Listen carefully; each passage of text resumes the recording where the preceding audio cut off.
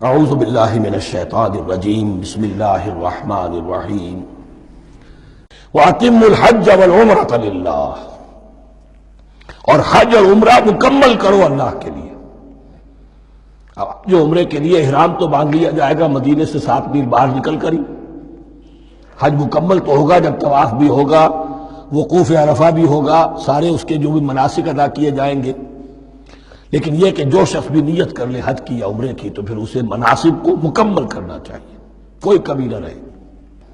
فَإِنْ أُحْصِرْتُمْ، اگر تمہیں گھیر لیا جائے، روک دیا جائے، جیسے کہ سن 6 میں ہو گیا، صلح حدیبیہ کرنی پڑی، مشرکین مکہ اڑ گئے، نہیں داخل ہونے دیں گے۔ اگر تمہارا گھیراؤ ہو جائے فَمَا اسْتَيْسَرَ مِنَ الْهَدْيِ، تو جو بھی تم قربانی پیش کر سکو پیش کر دو۔ یہ دم احصار کہلاتا ہے کہ چونکہ اب ہم آگے نہیں جا سکتے، یہی ہمیں احرام کھولنا پڑ رہا ہے، تو دم احصار، یہ خون، یہ جو جانور اللہ کے نام پر ہم دے رہے ہیں، یہ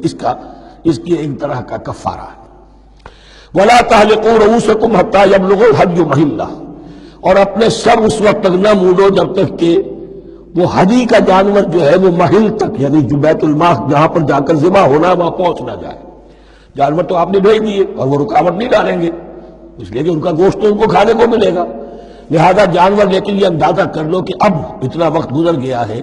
کہ وہ ہدی قربانی کا جانور جو ہے وہ پہنچ گیا ہوگا، ہدیم بالغ الکعبہ، وہ وہاں پر اس کی اپنے مقام پر پہنچ گیا۔ فمن کان منکم مریضا او بہ اذى من راسہ، تو جو کوئی بھی تم میں سے ہو بیمار یا اس کے سر میں کوئی تکلیف ہو، کوئی زخم ہو، اور اس کی وجہ سے یہ ہے کہ وہ حجامت کرانی ضروری ہو جائے، بال کاٹنے ضروری ہو جائے، ففدیۃ من صیام او صدقۃ او نسک، تو پھر فدیہ دینا پڑے گا۔ اگر اس ہدی کے جانور کے کعبے تک پہنچنے سے پہلے تمہیں اپنے بال کاٹنے پڑے، حجامت کرانی پڑی، تو فدیہ ہوگا۔ یہ جو ہے دم جنایت کہلاتا ہے، یعنی ایک جو کمی رہ گئی ہے اس کی تلافی کے لیے۔ وہ صیام بھی ہے، روزے 3 دن کے، او صدقۃ او نسک، یا پھر یہ ہے کہ کوئی قربانی ہے، ایک جانور قربان کیا جائے، دم جنایت اس کو کہتے ہیں، یا صدقہ کیا جائے، 6 افراد کو کھانا کھلایا جائے۔ فَإِذَا أَمِنْتُمْ، پھر جب تمہیں امن حاصل ہو اور تم سیدھے جا سکتے ہو، بیت اللہ پہنچ سکتے ہو، فَمَنْ تَمَتَّعَ بِالْعُمْرَةِ إِلَى الْحَجِّ فَمَا اسْتَيْسَرَ مِنَ الْهَدْيِ، تو جو کوئی بھی فائدہ اٹھائے عمرے سے حج سے قبل، فَمَا اسْتَيْسَرَ مِنَ الْهَدْيِ، تو وہ ایک اور قربانی پیش کرے جو بھی اسے میسر ہو۔ اب یہ سمجھ لیجئے کہ حضور کی بعثت سے پہلے عرب میں رواج یہ تھا کہ ایک سفر میں حج بھی کرنا، عمرہ بھی کرنا ان کے نزدیک حرام تھا، یہ توہین تھی کعبے کی۔ حج کے لیے 3 مہینے، شوال، ذوالقعدہ، ذوالحج، اور رجب کا مہینہ ان کے ہاتھ طے تھا عمرے کے لیے۔ عمرے کے لیے علیحدہ سفر کرو، اس کے لیے علیحدہ سفر کرو۔ لیکن شریعت محمدی میں جو آسانیاں کی گئی ہیں وہ یہ ہیں کہ ایک شخص، چونکہ اس ملت کو پھیلنا تھا بہت طویل علاقے پر، لوگوں کے لیے سفر آسان تو نہیں تھا، تو آپ ایسا کر سکتے ہیں کہ آپ جائیں اور عمرہ بھی کر لیں، حج بھی کر لیں۔ ایک شکل یہ ہے کہ عمرہ کیا، احرام کھول دیا، اور پھر حج کا وقت آیا 8ویں ذی الحج کو تو پھر احرام باندھا، وہ حج کا احرام ہو گیا، اسے کہتے ہیں تمتع۔ ایک یہ ہے کہ حج کے لیے احرام باندھا تھا، جاتے ہی عمرہ بھی کر لیا لیکن احرام کھولا نہیں، اسی احرام میں جاری رکھ کر اسے، اور اسی میں حج بھی کر لیا، یہ قران کہلاتا ہے، جمع کر دیا ایک ہی احرام میں عمرے کو بھی اور حج کو بھی۔ ایک افراد کہلاتا ہے، بس ایک کے لیے صرف حج کا معاملہ شروع سے۔ تو یہاں تمتع کی جو ہمیں اجازت دی گئی ہے اس کے لیے، جسے دم شکر کہتے ہیں حضرت امام ابو حنیفہ، یہ شکرانہ ہے کہ ہم ایک قربانی دیں۔ لیکن امام شافعی کے نزدیک یہ بھی دم جنایت ہے، یہ بھی جبر ہے،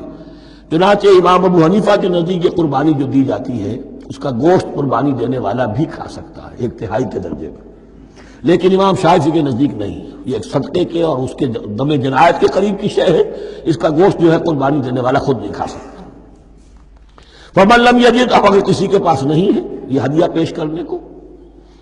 فَصِيَامُ 3 أَيَّامٍ فِي الْحَجِّ، تو اب اس پر لازم ہے کہ حج میں 3 روزے رکھے،